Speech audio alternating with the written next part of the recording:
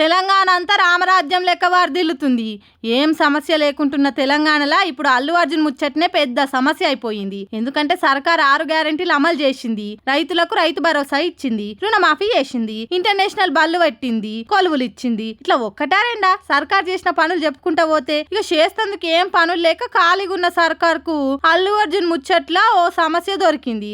ఇప్పుడు ఆ సమస్య ప్రజలకు అత్యవశ్యకం కాబట్టి దాన్ని పట్టుకొని జనాలకు మంచి చేస్తేందుకు మస్తు ఆరాట పడుతుంది. ఎంత ఆరాటం అంటే మంత్రులు, ముఖ్యమంత్రి అందరు కూడా అల్లు అర్జున్ అనేట ఆయనను ఉరిదీసి ప్రాణం తీయాలి అన్నట్టు మాట్లాడుతుండ్రు. వీళ్ళే జడ్జీలు అయిపోయి అల్లు అర్జున్ మీద తీర్పులు ఇస్తుండ్రు. ముచ్చట కోర్టులున్నది, ఏమున్నా అవి చూసుకుంటాయి అన్నది లేదు. ఎంతసేపు ఆ సమస్య తప్ప ఇంకోటి లేదన్నట్టు మాట్లాడుతుండ్రు. దీంతో ఢిల్లీలో రాహుల్ గాంధీకి నేషనల్ మీడియా నుంచి బాగానే సెగ తగిలింది. అల్లు అర్జున్ టార్గెట్ చేసినట్టు ఎందుకు మాట్లాడుతుండ్రు మీ వాళ్ళంతా అని రాహుల్ ని అడిగితే బానే షిదరైందని తెలిసింది. ఎందుకింత ఓవర్ యాక్షన్ చేస్తుండ్రు, ఆ హీరో ఎంబడి ఎందుకు వాడుతుండ్రు, అసలు వచ్చిన అధికారాన్ని ఏం చేద్దాం అనుకుంటున్నారు అని మంచిగానే చోట్లు పెట్టిండట. దాంతో దెబ్బకే సీఎం సారు కాంగ్రెస్ లీడర్లు అందరికీ ఆ ముచ్చట మీద ఎవ్వరు ఏం మాట్లాడొద్దని ఆర్డర్లు పాస్ చేసిండని అంటుర్రు. అల్లు అర్జున్ ముచ్చట మీద ఏమన్నా మాట్లాడితే చర్యలు తీసుకుంటామని వార్నింగ్ ఇచ్చిండని తెలుస్తుంది. చూడురి, రాహుల్ గాంధీ చెప్తే గానీ ఇలా సోయి రాలేదు. అల్లు అర్జున్ మీద అంతగానో ఆరాట పడుతున్నారు. ఓకే, మరి తెలంగాణలో 100 మంది రైతులు జీవి తీసుకుంటే